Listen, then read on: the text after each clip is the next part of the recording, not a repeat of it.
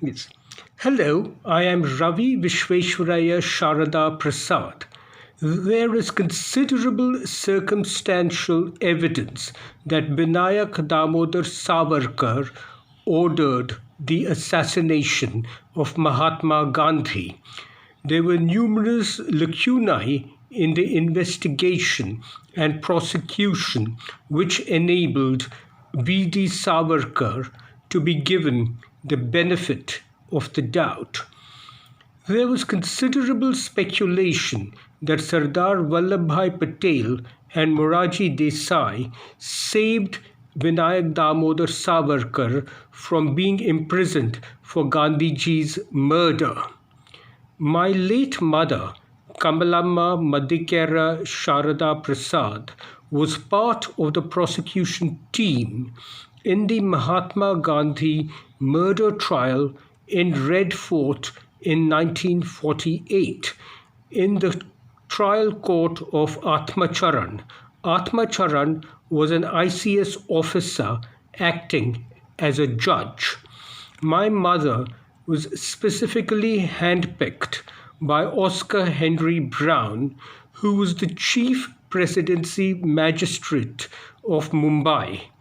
My mother was a postgraduate in psychology, and she worked as an aide to the famous barrister Purushottam Das Trikam Das.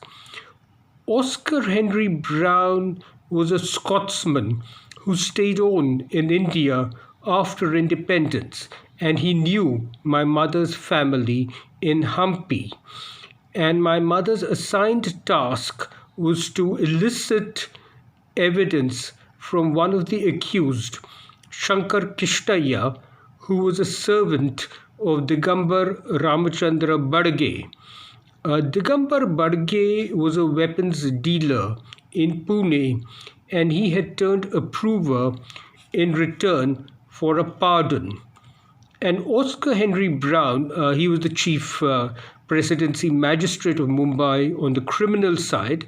So Oscar Henry Brown thought that with my mother's postgraduate degree in psychology and her knowledge of her mother tongue, Telugu, that she would be able to elicit evidence from Shankar Kishtaya, who was totally illiterate, and he spoke only rustic Telugu and a little bit of Marathi. A key issue is whether a thorough investigation of the failed attempt on 20th January 1948 could have prevented the successful attempt on 30 January 1948, in which Mahatma Gandhi was assassinated. And my discussions with my late mother, Kamalamma Madhikera Sharada Prasad, indicate that political considerations of avoiding communal violence, incompetence and carelessness, and turf wars between Delhi and Mumbai police officers were major factors. So let me give a background of the accused, especially the ones who were involved in the first unsuccessful attempt of 20th January 1948. And it appears to me that a thorough investigation of this first attempt, the unsuccessful attempt on 20th January 1948, that a thorough investigation could possibly have prevented the assassination of Mahatma Gandhi.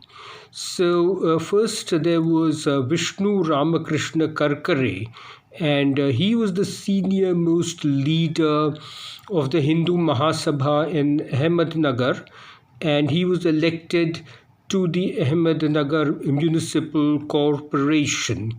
And then there was Digambar Ramachandra Badge, and Badge owned a shop in Pune selling arms and ammunition, and the local authorities, they tacitly encouraged Badge's arms dealings activities, because most of Badge's customers for weapons were members of the Hindu Mahasabha.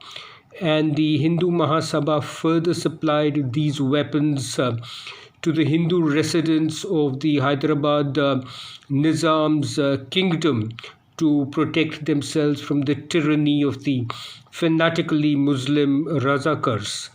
And Sardar Vallabhbhai Patel, Sardar Patel was the deputy prime minister and the home minister, and Sardar Vallabhbhai Patel was secretly using the Hindu Mahasabha and under the leadership of Vinayak Damodar Savarkar to conduct a proxy war against the Nizam of Hyderabad's kingdom, where the fanatical Muslim Razakars were brutally butchering the Hindus. And gradually, Digambar Badge, he too became a member of the Hindu Mahasabha. And Shankar Kishtaya was a servant of Digambar Badge, and Shankar Kishtaya came from a very poor family in a small remote village, and he was totally illiterate. He knew how to speak only Telugu and a little bit of Marathi, but he could not read either language. He could not read either Telugu or Marathi at all. And Shankar Kishtaya, he started out as Digambar Badge's domestic servant, and after that he gradually began to assist Digambar Badge in manufacturing weapons and in transporting them surreptitiously to customers, especially in the Nizam's territories. And Madan Lal Pehwa, he was a Punjabi refugee from Pakistan. And Madan Lal Pehwa's entire family had been massacred during partition, and he sought revenge. And after fleeing from Pakistan to Mumbai, Madan Lal Pehwa was engaged by a Professor Jagdish Chandra Jain, and Professor Jain was the head of the Department of Hindi at Ruia College.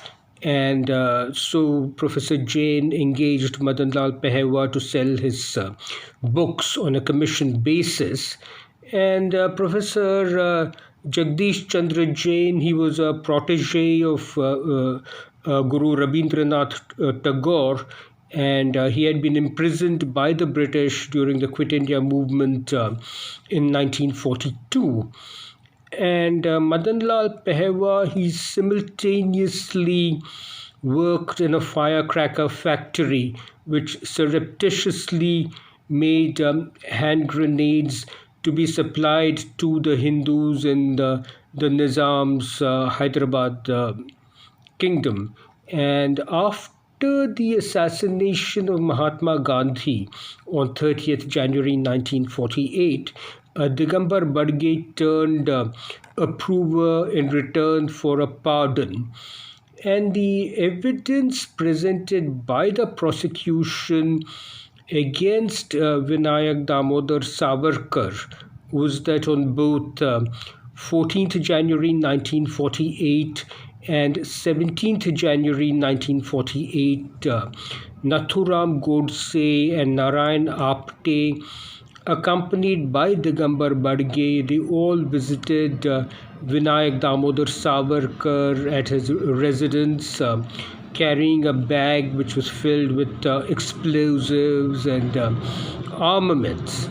And on both occasions, Nathuram Godse and Narayan Apte went upstairs to the private quarters of VD Savarkar, while Digambar Badge was made to wait outside. And Digambar Badge's statement in the prosecution evidence in the court of Atmacharan was that after the first meeting on 14th January 1948, Narayan Apte told Digambar Badge, and in the presence of Nathuram Godse and Gopal Godse, that VD Savarkar had decided that Mahatma Gandhi, Jawaharlal Nehru and Hussein Suhrawardi should be finished, and that Savarkar had entrusted this work to them. And Digambar Badge's next statement in the prosecution evidence was that after the second meeting on 17th January 1948, Vinayak Damodar Savarkar, while seeing off Nathuram Godse and Gopal Godse, told them in Marathi, "Be successful and return." And the evidence that Badge gave in his prosecution evidence in the court was that on their way back from Savarkar's residence, Narayan Apte remarked in the vehicle that VD Savarkar had predicted that Gandhi's 100 years are over, and that Narayan Apte had added, "There will be no doubt that our work will be completed successfully." And during one of his really rage-filled tirades against Muslims, Madanlal Pehwa had let slip to Professor Jain that he and his friends were going to kill Mahatma Gandhi, and that Vishnu Karkare had taken Pehwa to meet VD Savarkar, and that VD Savarkar had patted Madanlal Pehwa on the back and told him to carry on. But Professor Jain just dismissed this as the bragging of a youthful, traumatized partition victim. And the plan of the first unsuccessful attempt on 20th January 1948 was that Madanlal Pehwa would explode a gun cotton slab to create a commotion. And in the confusion and commotion, Digambar Badge, who was stationed in the servant quarters of Birla Bhavan, would fire shots at Gandhiji from the back and also hurl a grenade at Gandhiji. And Shankar Kishtaya was to fire shots at Gandhiji from the front and also to hurl a grenade at Gandhiji. And Narayan Apte and the two Godse brothers and Vishnu Karkare, they were not to carry any weapons at all, but they were to coordinate the whole operation by giving signals to the others, to Pehwa and Badge and Shankar Kishtaya. And Shankar Kishtaya was a very illiterate simpleton. He had no idea at all who Gandhiji was or why he was being asked to shoot out the man Gandhiji, who would be pointed out to him by Narayan Apte and the Godse brothers and by Vishnu Karkare. But as soon as Madanlal Pehwa exploded this gun cotton slab, Digambar Badge, he quickly noticed that Narayan Apte and the two Godse brothers and Vishnu Karkare had quietly slipped away. And so Digambar Badge instantly realized that Narayan Apte and the two Godse brothers, Gopal Godse and Nathuram Godse, had just abandoned, and Vishnu Karkare, that they had just abandoned these two, Digambar Badge and Shankar Kishtaya, that they had abandoned these two to their fate, and that these two, Badge and Kishtaya, would get caught while the main conspirators had already escaped. So Badge, he grabbed his faithful servant Digambar Shankar Kishtaya, and both of them fled from Birla Bhavan without firing the shots or hurling their grenades. And so both Digambar Badge and Shankar Kishtaya, they escaped to Pune and they went into hiding there. And in fact, during the trial in Red Fort, Shankar Kishtaya told my mother in his very expletive laden, obscenity-riddled Telugu, "We fucked away off from there, from Birla Bhavan, without firing our fucking pistols, and we fucked away to Pune." So Madanlal Pehwa was caught and he was handed over to the police, and unexploded grenades were found on him. And during his interrogation on 20th January 1948, Madan Lal Pehewa at first claimed that he acted all alone, all by himself, and that his intention in exploding the gun cotton slab was to register his displeasure with Mahatma Gandhi, and that he had absolutely no intention of injuring anyone at all. But on 22nd January 1948, Madan Lal Pehewa, on further interrogation, Madan Lal Pehewa named Vishnu Karkare, but he said that he did not know the names of the others, although Madan Lal Pehewa added that some of them were associated with a newspaper called Hindu Rashtriya. And Madan Lal Pehewa added that some of them had stayed at the Marina Hotel in Connaught Place, and others had stayed at the Hindu Mahasabha Bhavan. But it took until the 23rd of January for the Delhi police to go to the Marina Hotel in Connaught Place, and there they found clothes bearing the initials NVG, as well as documents of the Hindu Mahasabha. But very surprisingly, the Delhi police made no efforts to find out who NVG was. And Kaliram, he was the attendant of the Marina Hotel. He gave detailed descriptions of the room's occupants, but still the Delhi police did not follow through. And surprisingly, Ashutosh Lahiri, he was the head of the Hindu Mahasabha in Delhi. So Ashutosh Lahiri was never questioned at all, even though there were signed documents from him in the room in Marina Hotel. And Madan Lal Pehewa had said that some of them had stayed in the premises of the Hindu Mahasabha. And also the Delhi police did not make any serious efforts to find out who the editors and the proprietors of the Hindu Rashtriya newspaper were. And then back in Bombay on 21st January 1948, Professor Jain, he read in the newspapers that Madan Lal Pehewa had exploded this bomb in Birla Bhavan. And then he recalled Pehewa's boasts to him about going to meet VD Savarkar. So Professor Jain, he immediately telephoned the Home Minister, Sardar Vallabhbhai Patel. But Sardar Vallabhbhai Patel was not available to speak to Professor Jain, because Sardar Vallabhbhai Patel was just on his way to Ahmedabad. So then Professor Jain, he immediately rushed to the office of the Premier of Bombay Province, B.G. Kher, Bala Saheb Gangadhar Kher. And B.G. Kher was very short of time, so B.G. Kher passed Professor Jain on to Morarji Desai, and Morarji Desai, who was then the Home Minister of Bombay Province.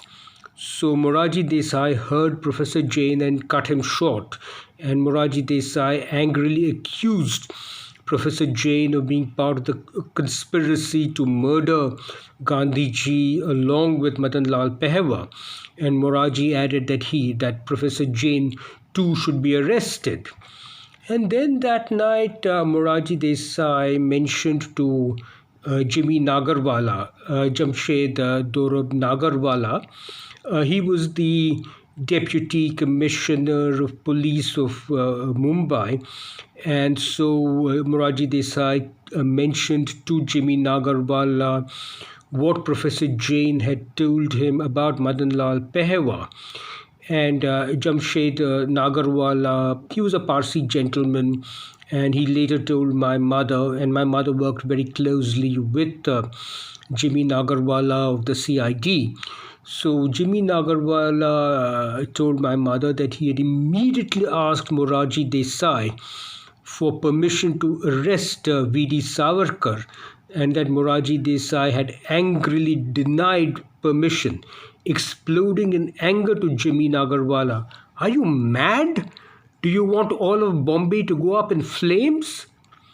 And still, Jamshed Nagarwala, he managed to convince Morarji Desai of Savarkar's possible guilt.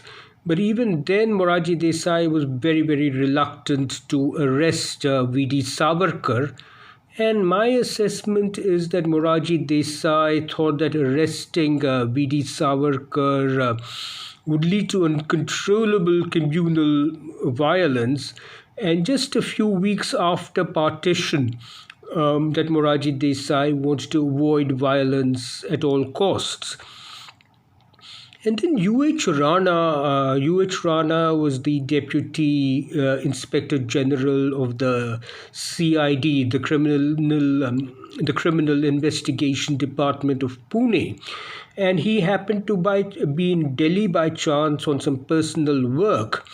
So a copy of Madan Lal Pehwa's interrogation report, which named Vishnu Karkare and the owners and editors of the newspaper Hindu Rashtriya. So a copy of Madan Lal Pehwa's interrogation report was given by T.G. Sanjeevi Pillai, who was the director of the Intelligence Bureau. This was given to U.H. Rana on 25th January 1948. But U.H. Rana, who was in Delhi on leave on a personal visit, he declined to fly back immediately to Mumbai to pursue the leads. And he said that flying did not suit him. And in Rana, instead, he took a train to Allahabad, to Prayagraj, where he took a dip in the Holy Ganga and he prayed overnight. And only after his overnight prayers in the Holy Ganga river, only then did Rana take a train from Prayagraj to Mumbai. And he arrived in Mumbai only on 27th January. And the interrogation report of Madan Lal Pehwa by the Delhi police was in very heavily Persianized Urdu, and it could not be understood by Nagarwala's team in Mumbai. And moreover, there were also severe disagreements between U.H. Rana and Jamshed Nagarwala about the conspiracy and about arresting the suspects. And it's not really clear now as to why Jamshed Nagarwala did not immediately arrest the Godse brothers, Nathuram Godse and Gopal Godse and Narayan Apte and Vishnu Karkare and Digambar Badge. And the two Godse brothers and Narayan Apte and Vishnu Karkare, they had a meeting at Thane on the night of 26th January 1948, where they planned the second attack. And after escaping from Bidla Bhavan, Digambar Badge and Shankar Kishtaya had gone into hiding near Pune. And then on the morning of 27th January 1948, Nathuram Godse and Narayan Apte, they flew to Delhi, giving the false names of V. Vinayak Rao and D. Vinayak Rao while booking their air tickets. And then from Delhi, Nathuram Godse and Narayan Apte, they took a train to Gwalior. And they arrived in Gwalior on the night of 27th January 1948.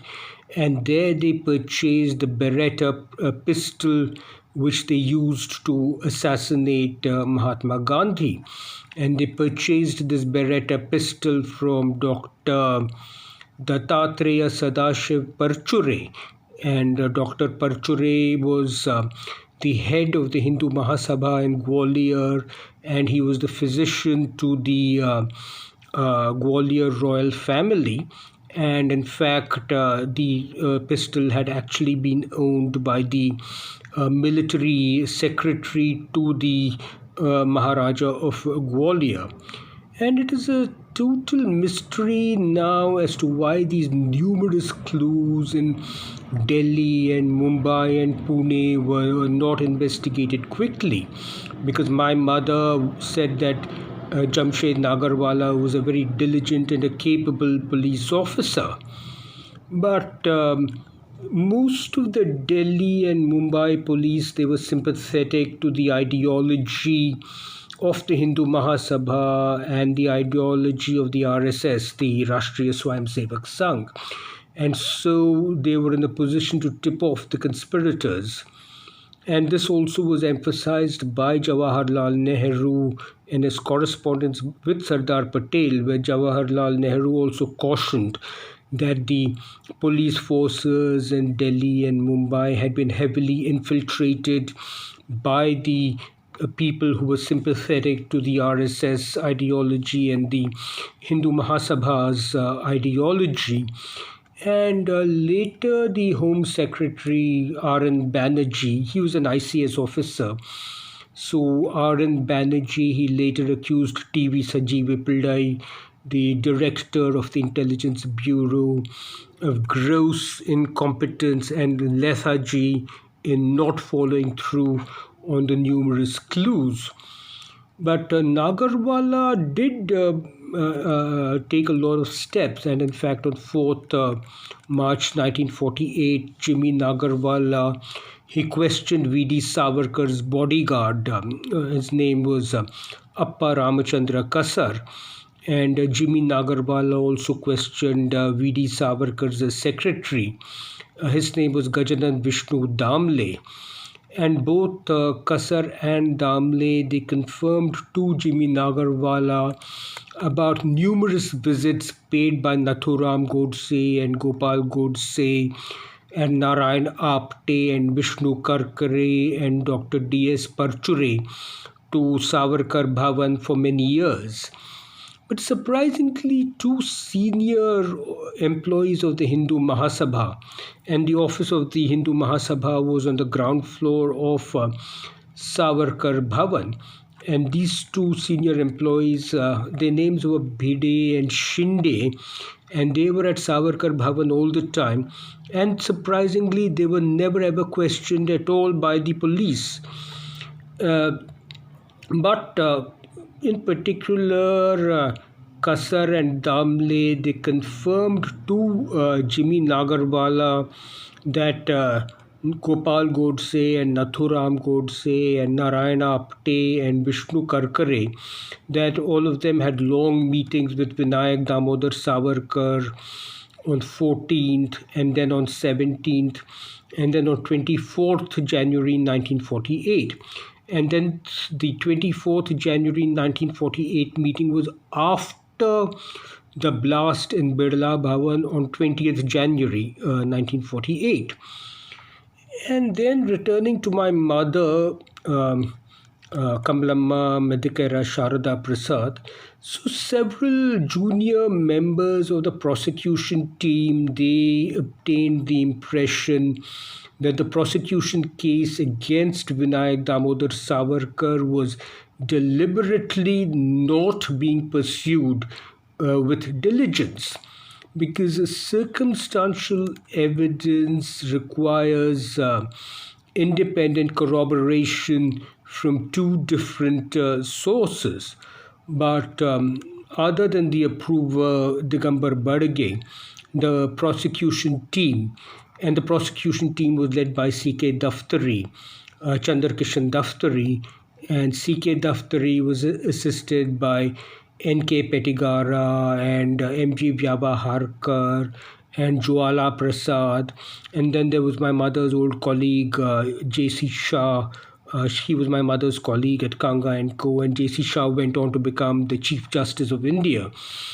So apart from the approver Digambar Badge, the prosecution did not introduce any other significant witnesses against VD Savarkar, and in particular Savarkar's bodyguard Appa Ramchandra Kasar and Savarkar's secretary Gajanan Vishnu Damle.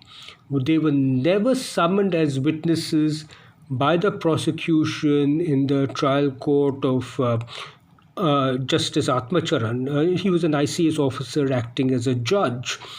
And this was in spite of Kasar and Damle admitting to Jimmy Nagarwala of the CID on 4th January 1948, confirming the numerous visits made by Nathuram Godse and Gopal Godse and Narayan Apte and Vishnu Karkare and Dr. Parchure of Gwalior, or that all of them had been visiting Vinayak Damodar Savarkar for several years. And then again, returning to my mother's role, my mother had developed a very good rapport with the very affable Digambar Badage and the friendly Vishnu Karkare, and she had won their confidence. My mother was a postgraduate in psychology, and in fact, Digambar Badage, he had very long hair and he had a long beard, and he actually demonstrated to my mother how he had pistols in his beard. And Digambar Badge, he showed my mother how he could conceal cartridges under his tongue and still speak normally. And Vishnu Karkare, he was very, very friendly and chatty and forthcoming. And Vishnu Karkare was a person who was an absolute stickler for the truth. Vishnu Karkare just could not tolerate anyone telling a lie, even if it was to save himself. So Vishnu Karkare, he would often whisper to my mother when the accused were giving their testimonies and when the witnesses were giving their evidence. So Vishnu Karkare would often whisper to my mother that whether what the witnesses and the accused was saying in the court, whether it was true or not, even when it was inimical to their defense, because Vishnu Karkare just could not tolerate anybody ever telling a lie. He was such a stickler for the truth. So, to go into details, Vinayak Damodar Savarkar, he had been asked by the court under Section 364 of the Code of Criminal Procedure. It is an evidence as below. About 2 to 3 days after the end of the first week of January 1948, Madan Lal had told Dr. J.C. Jain that when you heard of Madan Lal Pehwa's exploits at Ahmednagar, you had sent for him, had a long talk with him for about 2 hours, patted him on his back and said, "Carry on. Would you like to suggest anything?" And VD Savarkar replied in the court, "This is all false." And Vishnu Karkare, he whispered to my mother that VD Savarkar was lying because it was he himself, Karkare himself, who had taken Madan Lal Pehwa to beat Savarkar. And most significantly, Vishnu Karkare, he let slip to my mother. And I told you my mother was a postgraduate in psychology, and her task was to elicit evidence from Shankar Kishtaya. So Vishnu Karkare, he let slip to my mother, Madhikara Kamalama Sharada Prasad, that VD Savarkar had ordered that Gandhi, Nehru and Suhrawardi should be finished.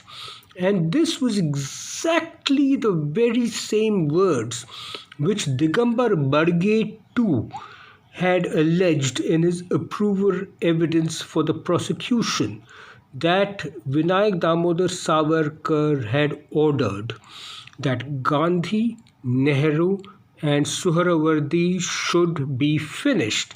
So this is what Vishnu Karkare, he let slip to my mother. And my mother passed this information on to the lawyers in the prosecution team. But again, to her shock and surprise, this was not never followed upon, and it was not placed into the formal evidence. and my mother was ordered by her superiors to confine herself to her assigned task of obtaining evidence from Shankar Kishtaya alone. And then when my mother persisted in informing the legal team, and the legal team was headed by C.K. Daftari. So when my mother insisted that Vishnu Karkare had confirmed to her that Digambar Badge's allegation that Vinayak Damodar Savarkar had ordered that Gandhi, Nehru and Suhrawardy should be finished. So my mother, she was threatened with disciplinary action for hobnobbing with the accused persons. So my mother was threatened with disciplinary action for hobnobbing with the accused persons. But it was her job to hobnob with the accused persons, win their confidence, and obtain information. And then several junior members of the prosecution team, they suspected that the prosecution case against Vinayak Damodar Savarkar was being deliberately weakened under instructions from the very top. And Tushar Gandhi, he's one of the great-grandsons of Mahatma Gandhi. Tushar Gandhi had alleged a few years ago that it was the Deputy Prime Minister and Home Minister Sardar Vallabhbhai Patel himself who had ensured that VD Savarkar was let off. And in the trial court of Justice Atmacharan, the ICS officer Atmacharan, in Red Fort in 1948, so Vinayak Damodar Savarkar asserted that he had not met Nathuram Godse, Gopal Godse, Narayan Apte or Vishnu Karkare since 1946 because he was in poor health and he was not receiving any visitors at all because of his ill health. And Vishnu Karkare had whispered to my mother then that Savarkar was lying. And then after VD Savarkar starved himself to death in February 1966, the Justice Jeevan Lal Kapoor Commission, it examined fresh evidence which had been unearthed by Jamshed Nagarwala. And so the Justice Jeevan Lal Kapoor Commission said that Karkare was also well known to Savarkar and was a frequent visitor. Badge also used to visit Savarkar. Dr. Parchure also visited him. And then Justice Jeevan Lal Kapoor added, all this shows that people who were subsequently involved in the murder of Mahatma Gandhi were all congregating sometime or the other at Savarkar Sadan and sometimes had long interviews with Savarkar. And then Justice Jeevan Lal Kapoor went on. It is significant that Karkare and Madan Lal visited Savarkar before they left for Delhi, and Apte and Godse visited him both before the bomb was thrown and also before the murder was committed. And on each occasion, they had long interviews. And the Justice Jeevan Lal Kapoor Commission concluded all these facts taken together were destructive of any theory other than the conspiracy to murder by Savarkar and his group. So the conclusion of the Justice Jeevan Lal Kapoor Commission report was all these facts taken together were destructive of any theory other than the conspiracy to murder by Savarkar and his group. And P.L. Inamdar, he was the lawyer of Gopal Godse. So P.L. Inamdar, he mentioned how astonished he was that Vinayak Damodar Savarkar was acquitted by Justice Atmacharan of the ICS. But Atmacharan had no option But to give VD Savarkar the benefit of the doubt, going by the strict legal procedures, because of the deliberately weakened prosecution case. And Professor Jagdish Chandra Jain, he was a protege and student of Rabindranath Tagore, and Jagdish Chandra Jain had taken part in the Quit India movement, and he had been jailed in 1942. So Professor Jain continued to maintain that Gandhiji's assassination could have been avoided if B.G. Kher and Morarji Desai had acted on his warnings. But instead, B.G. Kher and Morarji Desai, they accused Professor Jain of being involved in the conspiracy together with Madan Lal Pehwa, and both of them harassed Professor Jain for several years after that. Okay, in the subsequent video interviews, I will explain why Sardar Vallabhbhai Patel and Morarji Desai saved Vinayak Damodar Savarkar from being imprisoned for the assassination of Mahatma Gandhi. So please keep a watch on my YouTube channel because in a few days' time I will upload a subsequent video in which I will explain why Sardar Vallabhbhai Patel and Morarji Desai saved Vinayak Damodar Savarkar from being imprisoned for the assassination of Mahatma Gandhi. So please subscribe to my channels on YouTube and IGTV, and please follow me on Facebook and Instagram and Twitter. My Twitter account is @RVP.